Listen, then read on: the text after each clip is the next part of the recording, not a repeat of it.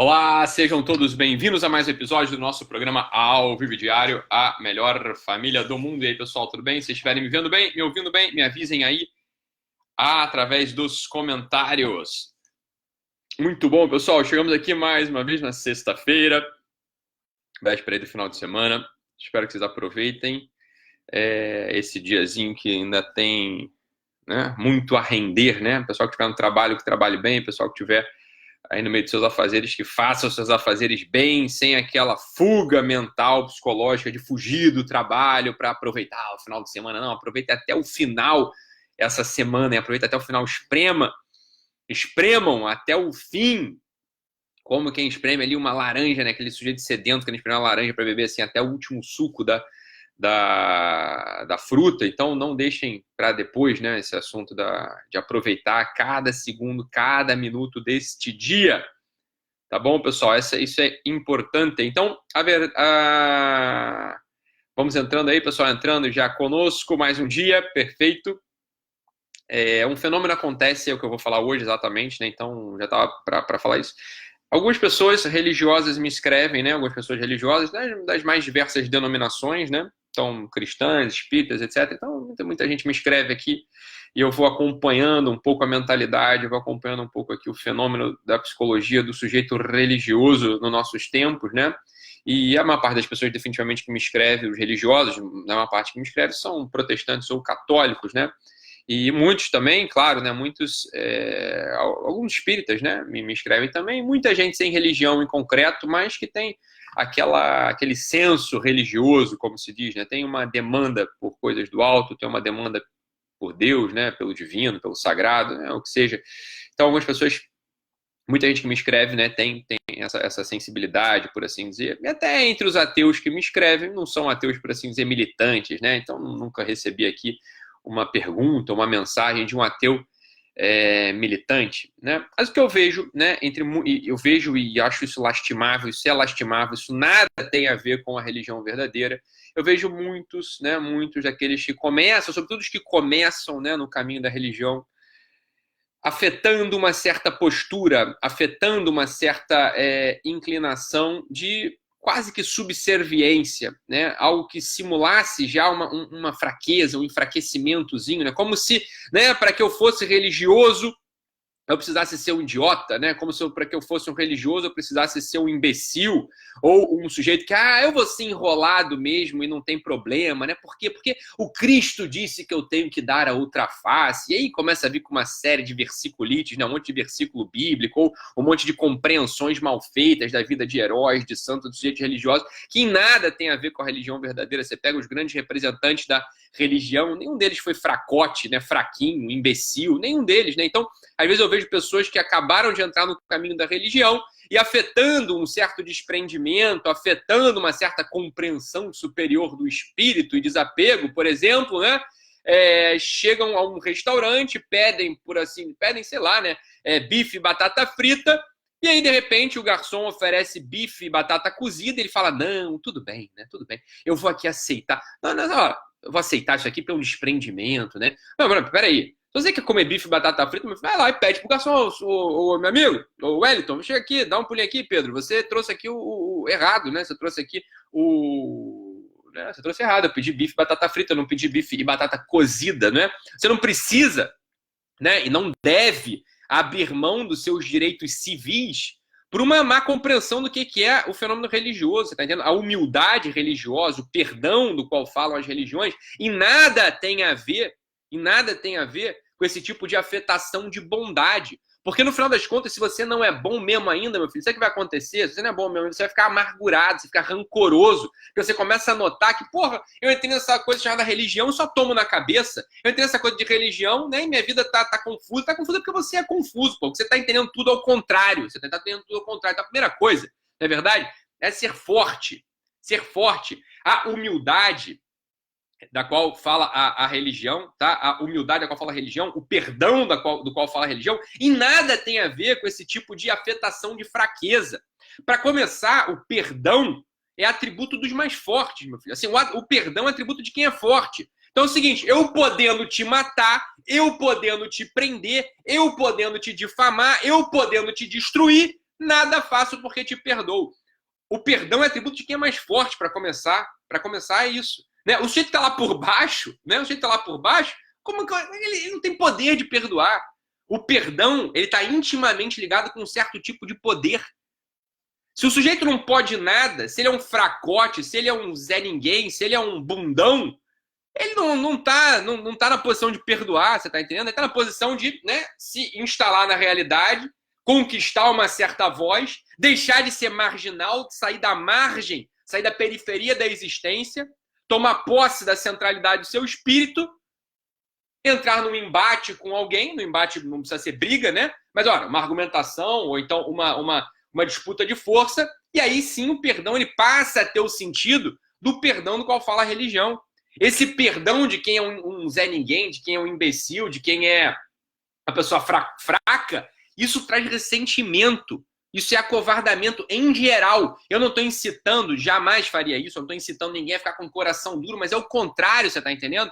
O que eu estou dizendo é o seguinte, quando o fracotinho começa a ter afetação de perdão, ele fica ressentido, porra, ele fica mais fraco, ele fica louco, ele fica reclamando de tudo. É isso que acontece. Eu não estou dizendo que o sujeito não tem que perdoar, não. Pelo contrário, porra, eu sou um dos maiores adeptos do perdão. Perdão, vocês estão até... Há quem me acuse de eu ser muito relaxado com a coisa da traição, por exemplo. Não, pelo contrário. Eu sou 100% adepto do perdão, né? 100% adepto do perdão. Temos que perdoar, né? Sempre. Mas o problema é o seguinte. A coisa da traição do perdão, né, que eu estava falando, a coisa é essa, olha, perdoa quem está em posição de perdoar, né? Perdoa quem está por cima da coisa. Isso é o perdão próprio mesmo, é esse. O sujeito que está por baixo, né? Está numa situação de absoluta desvantagem, como eu sempre falo, né? O sujeito lá que estava me falando assim, olha, meu Ítalo, o meu pai, né? Alguém estava me contando isso aí, sei lá, acho que meu pai matou minha mãe e depois ainda me abusou e depois não sei o que lá, né? Fez um monte de coisa. Como é que eu vou perdoar um sujeito desse? Né? Como é que eu vou perdoar um sujeito desse? Né? Estavam me perguntando isso. Aí eu sempre respondo, bicho, você não tem que perdoar, não. Não é que não tem que perdoar no sentido de guardar um rancor. Não é isso, não. Não é perdoar no sentido de guardar um rancor, não. Né? Você não vai fazer isso. Não é guardar rancor. Você não vai perdoar no sentido de, olha, eu não tenho capacidade de perdoar esse sujeito. Eu tô por baixo. Eu sou aqui o Kay do conto do livro do Kafka. Eu tô por baixo da coisa, né? Eu não consigo, eu não acesso o perdão, por assim dizer, aqui. Sabe? O que eu faço? Bem, eu não julgo, que é uma coisa que eu sempre falo pra gente fazer. Eu não julgo, esqueço e vou tocar minha vida. Você tá entendendo? É isso. Você não tem, nesse caso em concreto, né, que estavam me perguntando outro dia, né? Como é que eu perdoo alguém que cometeu um crime hediondo, né? O sujeito matou minha mãe, fez não sei o quê, blá, blá, blá, blá, blá. Como é que você faz? Você não faz, não tem como fazer, você tá provado, você não tem como fazer. Como é que você perdoa um sujeito desse? Você vai ficar louco, né? Se você tentar perdoar esse sujeito, se você tentar perdoar esse pai que matou sua mãe, ainda te abusou, ainda porra, não sei o que lá, né? Se você tentar perdoá-lo, você vai ficar louco. Porque você está por baixo da situação, você é uma vítima real da história. Então o que você faz? O que você faz? Você não pensa na história. Não é que não pensa. Bicho, você toca a tua vida. E não julga. Não julgar é possível. Não julgar é possível para todo mundo, para quem está por baixo e para quem está por cima. Tá? Então esse é o primeiro movimento. Esse é o primeiro movimento. O problema é esse, é que se a gente começa a querer perdoar todo mundo, né, indistintamente, seguindo ali o mandato evangélico, seguindo o mandato bíblico, seguindo o mandato da religião, você vai ficar louco. Eu não tenho estrutura para perdoar. Se você não tem poder, você não perdoa. Então, nesse sentido, é claro, o perdão é atributo divino. Né? Quem tem poder, só quem tem mais poder consegue perdoar mesmo. Tá? Só quem tem mais poder consegue perdoar mesmo. Né? Quem está por cima, de fato, consegue perdoar. Né? Quem está por baixo e tenta perdoar, ainda é um fracotinho, um rancorosozinho, vai ficar mais rancoroso ainda, vai ficar mais fraco ainda, você entendeu? Não estou dizendo que você não tem que perdoar. Nesse caso, desse pai que matou a mãe, que não sei o quê, que estava me contando essa história aqui esses dias, uma coisa terrível, né? O que você vai fazer? Você não vai pensar na coisa, você não vai pensar, fala, tudo bem, eu não compreendo essa cabeça louca desse sujeito, né? E não julga mais, vai tocar a tua vida. Fala, porra, Deus me livre de ser como ele, vai tocar a tua vida, entendeu? Não fica julgando o cara, não. Pronto, acabou. Você começa a julgar, Você não tem os elementos para poder tratar esse assunto. E se você tenta perdoar, você vai fazer uma afetação de santidade, uma afetação de superioridade, uma afetação de poder que você não tem. E o que acontece contigo? Você tá frito. Tá frito, você vira falso, você vira um sujeito falso, você tá entendendo? Você vira um sujeito falso mesmo, não vai conseguir. Então não confundir subserviência, não confundir fraqueza, né, com o tal do perdão. Né? Isso é importantíssimo. Agora, não julgar está aberto para todo mundo. Né? Não julgar está aberto para todo mundo. Não julgar é possível. Perdoar, no sentido pleno da palavra, você deve estar disposto a perdoar 70 vezes 7, como diz, né, a Escritura. Agora, é difícil fazer esse negócio desse. Por quê? Sobretudo porque na maior parte das vezes você não tem que perdoar, você tá entendendo? Não é que você não tem que perdoar, eu quero que vocês me entendam, para depois vocês não tirem a palavra da minha boca, vocês não entendam coisas erradas. Né? Não é que você não tem que perdoar, você tem que perdoar sempre. Eu tô querendo dizer o seguinte, às vezes você não vai acessar o outro através do perdão. Às vezes o que se pede ao outro não é o perdão. Né? Às vezes o que se pede, né, não é você perdoar, é não julgar. Muita gente confunde uma coisa com a outra. Né? Você não julga, você se afasta. E pronto. E pronto. Você tá entendendo? É isso, muitas vezes é esse o acesso que você vai ter que fazer. Um pai, porra, mas um pai que abusa do filho, um pai que não sei o que lá. Como é que você perdoa um sujeito desse? Difícil. Você tá numa posição muito inferior. Você consegue perdoar de verdade quando você conquistou a sua vida. Quando você está vivendo ali os elementos próprios da tua existência, que fazem sentido da tua existência. Quando você conseguiu se instalar, você tem uma família, sei lá, você tem uma religião, você tem dinheiro, você tem, né, a transcendência. E quando você está por cima, você consegue olhar para aquele sujeito e de fato perdoá-lo. Aí o perdão brota, você está entendendo? O que eu vejo muitas vezes acontecer em comunidades religiosas, inclusive, é uma indisposição ao amadurecimento. Ninguém dispõe os outros a amadurecer. Né? Poucos líderes querem mesmo, sabem fazer com que a sua assembleia, a sua audiência, né, os seus fiéis amadureçam e ficam querendo fazer que todo mundo se perdoe, né, vai perdoar. E aí o que acontece? Com um monte de gente fraca, gente feita de geleia, gente rancorosa, gente que não progride na vida espiritual. Quantas pessoas estão aí em comunidade religiosa há anos, né, e não progridem mesmo, não conseguem de fato ter um coração magnânimo, né? De fato fazer o bem sem olhar quem? Por quê? Porque ninguém está querendo fazer. Não tem ali uma tecnologia de amadurecimento que funcione. Pega-se esses elementos, essas ideias que são bonitas, são belas, são necessárias, inclusive, porra. Né? Perdão é necessário, não é absolutamente necessário. E querem botar a goela abaixo daquele sujeito coitado, né? Que não tem capacidade de perdoar ninguém, porque está por baixo de tudo. A vida é um rolo compressor que passa na cabeça dele. Então, antes desse assunto de perdoar, de querer buscar o perdão do seu peito, busque não julgar. Isso é muito mais importante. E ficar forte. E ficar muito forte. Né? E dar esmola. Estudar, se for o caso. Trabalhar. Sobretudo, trabalhar. Né? O trabalho torna a gente livre mesmo. O trabalho é uma das melhores coisas do mundo. Tanto faz se você trabalha em casa, se você trabalha no escritório, se você trabalha no pátio de uma fábrica, se você trabalha no laboratório. Tanto faz, você está entendendo? Tanto faz. Trabalhe. Porque no trabalho você vai reunir uma série de qualidades necessárias. Você vai se tornando gente quando você trabalha. Né? Você é uma mãe que trabalha em casa, porra! A quantidade de louça que tem para lavar, a quantidade de roupa que tem para fazer, a quantidade de psicologia que você tem que estudar para entender teus filhos, a quantidade de nutrição que você tem que estudar para poder nutrir todo mundo, né? A quantidade de elementos da etiqueta, da boa conduta, né? Do amor, do carinho. Porra, ali é um trabalho fantástico. Se você é um operador, você é uma costureira e tá me ouvindo, sei lá, porra, cada vez você tem que fazer com mais detalhe, com mais delicadeza, né? Com mais presença para que cada trabalho teu saia perfeito, você se torna uma pessoa de fato superior, você cresce. E aí você não começa a fingir. Por quê? Porque você tem elementos de verdade. Você tem elementos de verdade para poder ter consistência, para que a tua vida tenha consistência. Para que a tua vida tenha consistência. Se aquele sujeito que não tem consistência na vida, né? Eu falo para você, meu cara, olha, eu sei que é duro, mas bem, paciência, né? Paciência. Aquele sujeito que não tem consistência na vida, que acorda, que a hora que ele acordar tá bom, que ninguém precisa dele, né? Que ele não trabalha, não produz, só dá prejuízo para os outros, né? Esse sujeito, ele não tem capacidade de perdoar ninguém, porra. Por quê? Porque ninguém precisa do perdão dele. Foda-se, não serve pra nada. Você tá entendendo? A relação não se estabelece. Não é o perdão, ele não vai acessar ninguém através do perdão. né? Não, aquele moleque, adolescente imbecil que só dá despesa, o pai não deixa, não faz o aniversário dele de 14 anos. Não faz, porque ele é um idiota. E aí ele fica sentido. E aí um dia ele olha pro pai e fala assim, não, pai, eu te perdoo porque você não fez aquele meu aniversário de 14 anos. Ah, se enxerga, moleque. Ah, se enxerga. Quem me perdoa? Vai pra puta que te pariu. Vai perdoar a tua turma. Ah, pra porra. É que me perdoa o quê? Eu lá tenho imposição de ser perdoado por você, o seu... Não é isso? Assim, dando um exemplo desse, a coisa fica óbvia. Só que quando são dois adultos, né? Aí parece, não, que eu tenho que perdoar. Que perda? Não julga e fica forte, porra. E seja algo útil pra alguém. E aí, talvez o perdão seja uma demanda pro teu coração. Até então você não tem que perdoar ninguém, não. Sabe por quê? Porque ninguém precisa do teu perdão. Você não serve pra nada. Tanto faz como tanto fez você perdoar. Dane-se. Você tá entendendo? Fraquinho, gente fraquinha, gente que tá por baixo, né?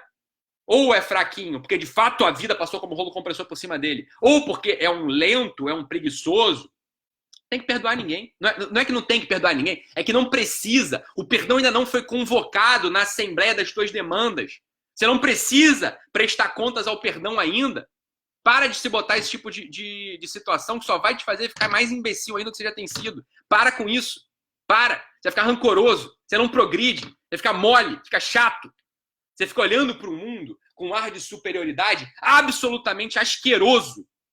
Não há nada mais asqueroso que um adolescente de bigodes, né? Aquele moleque não tem nem pelo no saco, quer botar bigode. Para com isso, porra. Né? Não é nada mais asqueroso do que isso. Não tem nada mais asqueroso que uma pessoa que não pode nada, que só dá despesa, olhar para os outros com ar de superioridade. É ridículo. Isso é ridículo. Outro dia eu vi, acho que foi a Thaís que colocou aí, a diferença entre um menino e um homem. Ah, um gera boleto e outro paga boleto. Essa é a diferença entre um menino e um homem, porra. Um gera boleto e outro paga boleto. É isso aí mesmo. Né? Agora o gerador de boleto lá pode perdoar alguém. Ah, alguém precisa do teu perdão, meu filho. Ah, para com isso. Você é um adolescente de bigode. Você é ridículo. Você é ridículo. Para de ficar querendo me acessar através de perdão.